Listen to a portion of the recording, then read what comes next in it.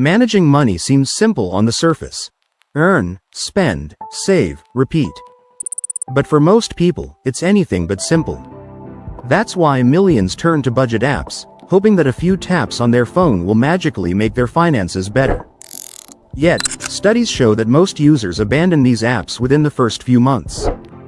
Today, we're diving into the surprising reasons why budget apps fail most people. And why understanding these reasons could actually save you money in the long run. Is it because people are lazy? Or is there something deeper going on? By the end of this video, you'll know exactly why your budgeting app might not be helping you, and what to do about it. Budget apps promise simplicity. They say, just link your accounts, and we'll do the math for you. On paper, this sounds perfect. But here's the problem. Automation can create a false sense of security. When an app tracks your spending for you, it's easy to ignore your habits. You might think, I'm under control because my app says so, while in reality, small overspending and recurring subscriptions quietly add up. The app is collecting data, but it can't change your behavior, it only reflects it.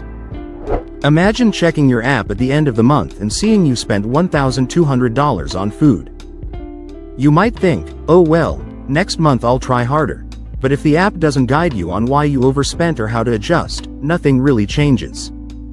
The tool is only as good as the action it inspires. Budgeting is not just about numbers, it's about behavior. Most apps assume you will consistently input or review your expenses. But life gets messy. Impulse purchases happen, bills are forgotten, and unexpected expenses pop up. When your routine slips even once, the app's data becomes inaccurate, and that's discouraging. Many users abandon the app after seeing that their carefully planned budget doesn't match reality. It's not the app that fails, it's the unrealistic expectation that a digital tool can replace consistent human effort. Another major reason budget apps fail is that they often take a one-size-fits-all approach. They categorize expenses in generic ways: groceries, bills, entertainment. But what if your lifestyle doesn't fit neatly into these categories? If you're a student with irregular income, a freelancer with fluctuating bills, or someone living in a high-cost city, a standard budget template won't reflect your reality. The result? Frustration, confusion, and eventually giving up entirely. For example, an app might flag your $300 monthly phone bill as overspending compared to the average user. But if your plan is essential for work or side income, that label is meaningless and unhelpful. On the flip side, some apps try to do too much. They offer dozens of charts, graphs, notifications, and predictions. While these features look impressive, they can overwhelm users. Instead of helping, the app becomes another source of stress.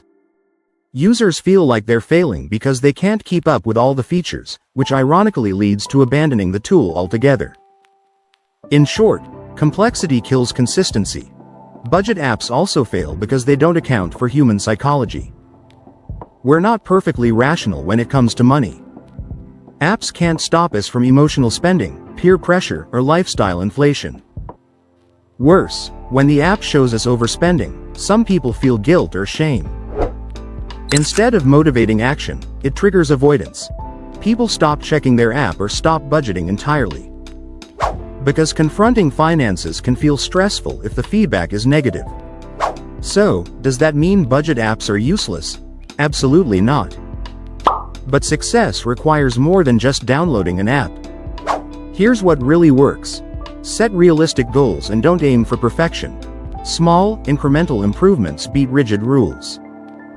Manual tracking, even checking your own expenses weekly, makes you more aware than relying purely on automation.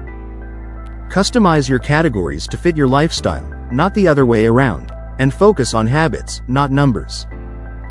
Apps can track spending, but only you can build sustainable habits like limiting impulse buys or saving before spending. Apps are tools, not solutions. They amplify your existing behavior. They won't create new habits for you. The truth is simple. Budget apps fail most people not because they're bad tools, but because people expect tools to replace human effort. Financial success comes from awareness, discipline, and smart habits, not just an app on your phone.